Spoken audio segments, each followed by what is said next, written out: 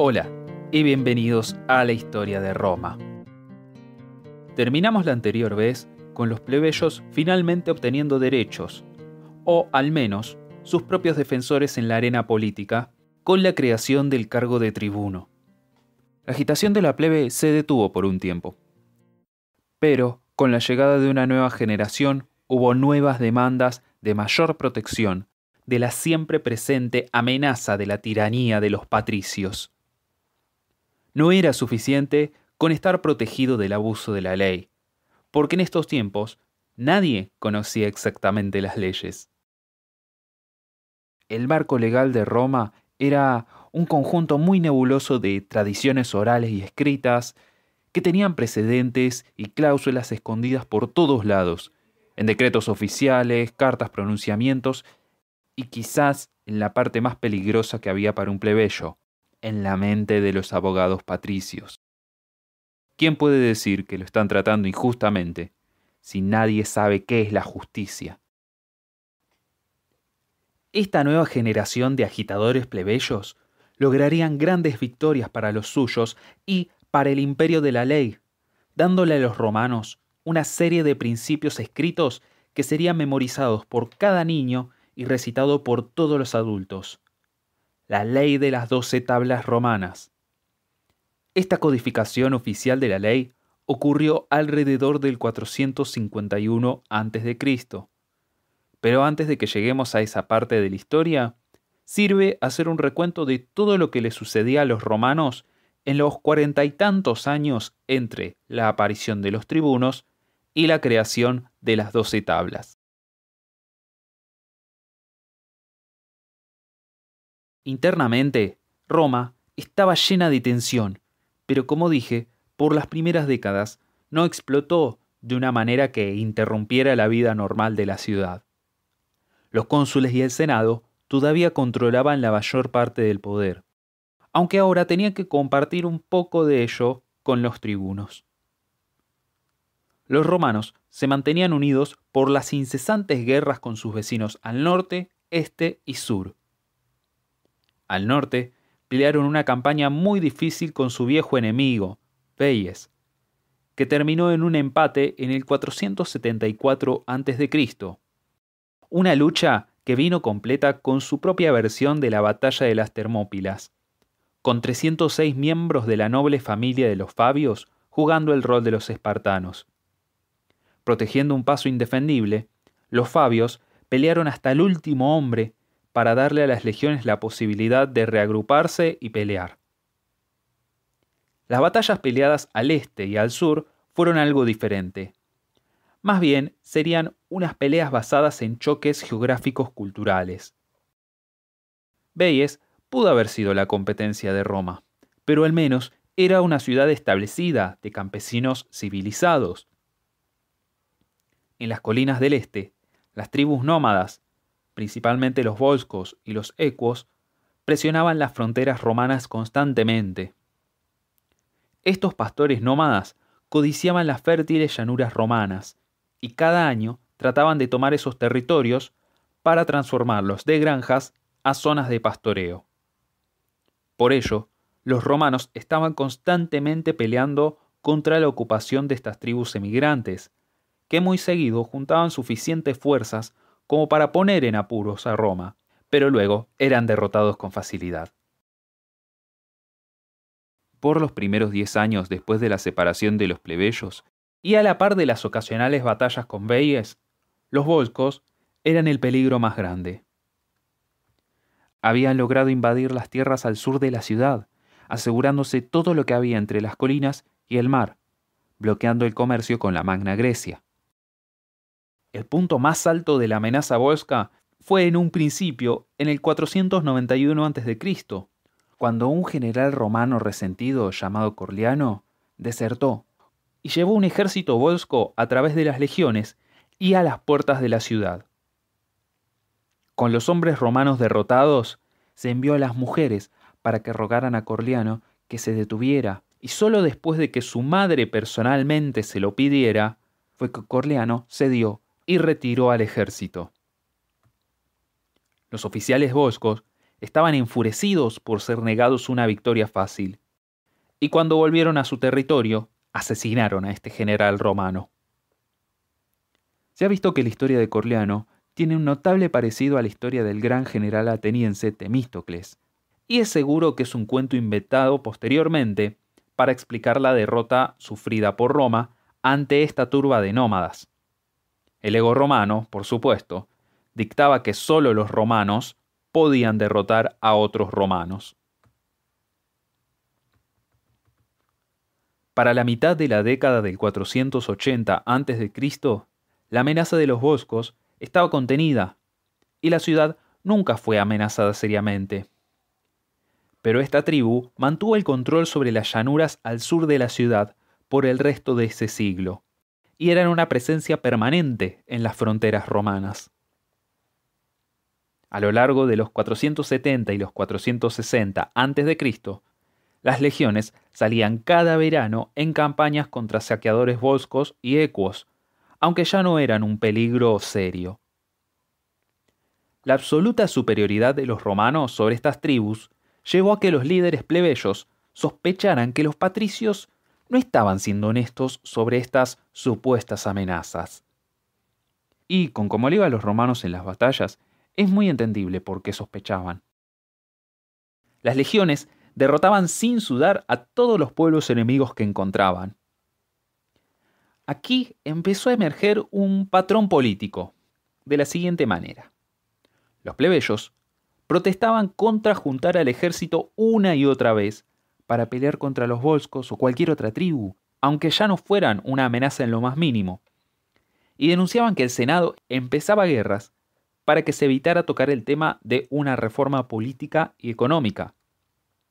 A su vez, el Senado denunciaba que estos líderes eran unos traidores, que ponían sus ambiciones personales por encima de la seguridad de Roma. Los líderes plebeyos responderían que los patricios estaban enviando hombres a morir solamente para mantener su poder y privilegio. La discusión llegaría a un punto muerto, pero Roma, siendo Roma, terminaría juntando un nuevo ejército y se silenciarían a los plebeyos demagogos. Los romanos eran soldados y pelear, al fin y al cabo, era su profesión. A pesar de estos pastores nómadas, la posición de Roma nunca estuvo en peligro. Aunque en el siglo siguiente, Roma lucharía una larguísima guerra destructiva con una nueva tribu de las colinas, conocida como los samnitas, lo cual en un punto llevaría a que toda Italia terminaría luchando en un bando u otro. En los años luego de la separación de la plebe, había dos iniciativas que encarnaban los sueños de todo plebeyo y la pesadilla de todo patricio. La primera de ellas fue propuesta por un tribuno llamado Bolerón en el 473 a.C. Lo que decía era simplemente que los tribunos debían ser electos por la asamblea tribal y no por la comitia centuriata como lo fue en un principio. Esto volvió loco a los patricios, porque sabían que ya no tendrían peso al decidir quién era electo como tribuno. Como les conté la semana pasada, los patricios terminaron fracasando en su intento de evitar esta propuesta, y la elección de los tribunos pasó a manos de la comitia tributa. Como si esto ya no fuera malo, en el 462 a.C., otro tribuno llamado Terentilio propuso algo aún más radical: que las leyes de Roma deberían estar escritas y expuestas en un foro público para que todos los ciudadanos estuvieran sometidos a los mismos códigos, sin que ninguno estuviera por encima de otro. A los patricios esto los aterrorizaba, y pasaron 10 años haciendo todo lo posible para evitar que esto se implementara. Fue en estos años que los plebeyos empezaron a resistirse al servicio militar y cuestionaban abiertamente los motivos de los patricios.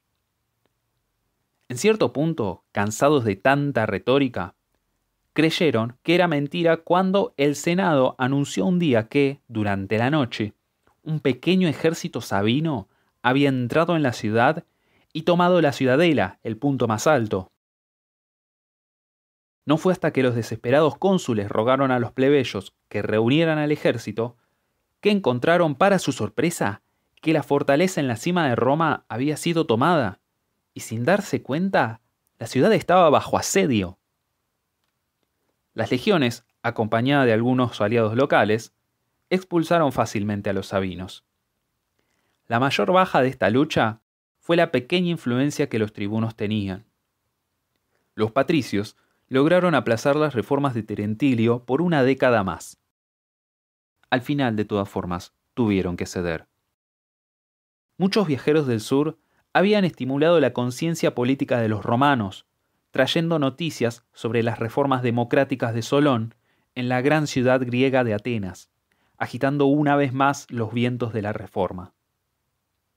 Finalmente, una combinación de plagas, hambrunas y la desestabilización económica causada por la introducción de monedas en el intercambio en el año 454, desembocó en una crisis de confianza en el liderazgo.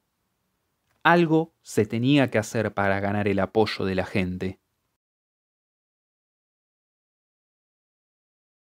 Se acordó que en el año 451 a.C., el poder consular debería transferirse a un grupo de 10 hombres, llamados los decembrios, cuyo trabajo era juntar y compilar las leyes romanas en un solo código unificado que se inscribiría en tablas de bronce publicadas en el Foro de Roma para que todos las vieran. Desafortunadamente, el contenido de las 12 tablas, cada una de ellas inscritas en una tabla de bronce individual, de allí el nombre, se ha perdido para siempre. Todo lo que tenemos para saber de ellas son menciones y resúmenes de autores romanos que vinieron después. Sabemos en general qué temas abarcaba cada tabla, y el alcance y el detalle de ellas nos da un vistazo impresionante para saber cómo pensaban los romanos. En estas tablas, escritas hace 2500 años, encontramos la base para muchos de los principios fundamentales de nuestros países. Un ejemplo, la 9ª tabla prohíbe que se aprueben leyes contra individuos específicos, un principio que sigue vivo en las leyes de hoy en día. También, por ejemplo, en la 1ª tabla se establece la santa obligación de comparecer ante un tribunal. Las tablas cubrían una extensa cantidad de temas, desde demandas, pago de deudas, herencias, cuidado del alcantarillado público, divorcios, disputas de propiedades y mucho más. Para no aburrirnos con el contenido de cada una de las tablas, solo voy a resaltar algunos casos curiosos que ilustran las maquinaciones de la mente legal de los romanos. Por ejemplo, según la 8ª tabla, un ladrón atrapado durante la noche se podía matar sin penalidades, pero si al mismo ladrón lo atrapaban de día, debía ser entregado sin daño alguno a los magistrados públicos. En esa misma tabla podemos ver cuál era la pena para tirar un proyectil sin apuntar en medio de una muchedumbre. Se multaba al acusado por el valor de una cabra. La 7ª tabla dice que si cae fruta de un árbol en el terreno del vecino, entonces es propiedad del vecino. Imagínense qué tan detallistas y conflictivos eran los romanos. La muerte era la pena más grande y se prescribía para ciertos crímenes como asesinato y destrucción de cosechas, pero también para ataques a los integrantes de las cortes. Los magistrados que aceptaran sobornos y los testigos que mintieran bajo juramento debían ser lanzados del acantilado más alto disponible. Para los romanos, el perjurio era un crimen infame que amenazaba a toda la comunidad. Una de las últimas cosas que quiero contar es algo escondido en la 9ª tabla, un pedacito de letra chica que, una vez descubierto, indignó a la plebe y desató una violenta lucha de clases. Ningún patricio podía casarse con un plebeyo. Esto cerraba la posibilidad de ascenso social a la mayoría de la población y garantizaba que ninguno de ellos iba a acceder jamás al cargo más importante del gobierno, el consulado. Esto, obviamente, no le cayó bien a la plebe. Como mencioné antes, las 12 tablas fueron la base para todas las leyes romanas y todo ciudadano, incluso los analfabetos, intentaban memorizárselas. La existencia de leyes escritas no es una invención romana, no era algo único en el mundo antiguo, pero fueron puestas disponibles a los ojos de la gente que valoraban la objetividad de las leyes más que la subjetividad y las opiniones de gobernantes caprichosos. Por su lado, la historia de los decembrios, estos magistrados encargados de compilar estas leyes, termina con un interesante melodrama legendario. Durante el año o dos, según las fuentes, que los decemviros estuvieron a cargo, tenían la autoridad suprema. La cadena de elecciones de cónsules se había roto y por un tiempo breve se había transformado la forma de gobierno. En vez de 2, había 10 hombres en el poder, y entre ellos uno era considerado el primero entre sus pares, un hombre llamado Apio Claudio. Claudio provenía de una familia de rancios patricios y era un vigoroso oponente de todo lo que fuera a favor de la plebe. Después de que los decemviros terminaran su tarea, se fijó un plazo en el que deberían disolverse.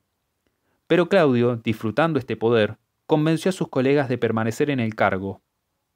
El resto de los decemviros, también tomándole el gusto a la autoridad absoluta, aceptaron, y cuando llegaron las elecciones de cónsul de ese año, simplemente prohibieron a toda persona postularse. Las elecciones fueron suspendidas, y así el pueblo se encontró en una inesperada crisis constitucional. Aunque Claudio y los decemviros habían dado un claro golpe de Estado, no existía una forma legal para detenerlos. Ellos eran la autoridad judicial.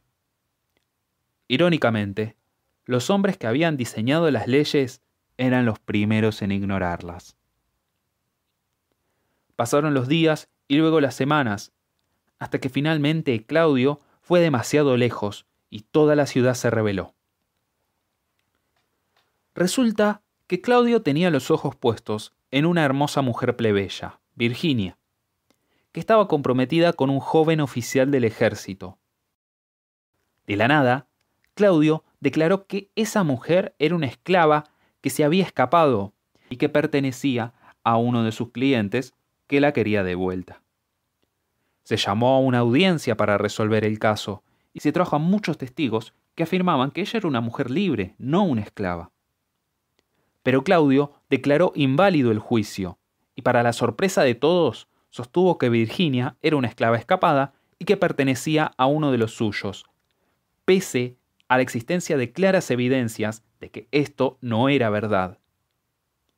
La gente estaba indignada ante esta absurda conclusión. El ejército, cuando se enteró de la decisión, también quiso demostrar su rechazo.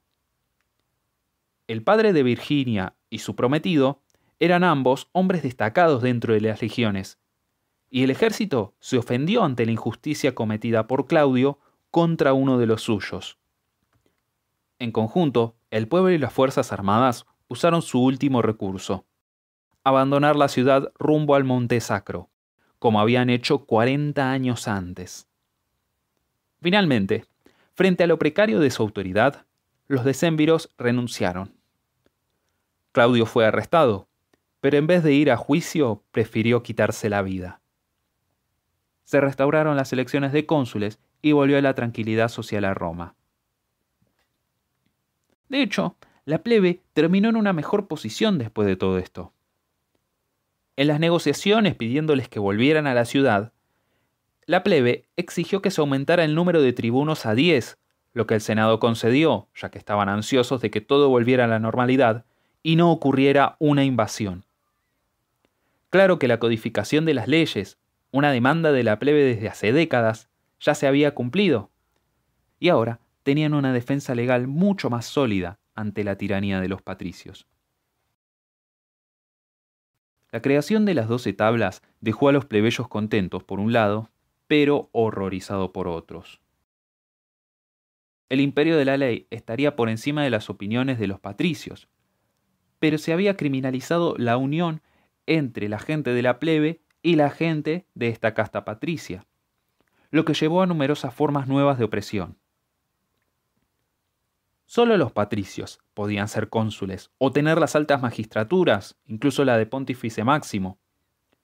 Si ningún plebeyo podía casarse con alguien patricio, entonces nadie de la plebe alcanzaría esos cargos y los patricios tendrían por siempre la última palabra en la política.